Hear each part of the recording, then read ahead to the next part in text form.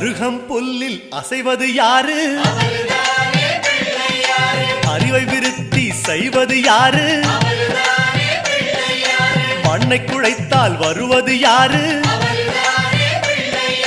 மண்ணை காக்கும் சாமியும் யாரு? வெள்ளையருக்கில் உள்ளது யாரு? வெற்றி கொடுக்கும் நாயகன் யாரு? முன்னே வந்த சாமியும் யாரு? அவரும் வாழ்வது எங்கே கூறு?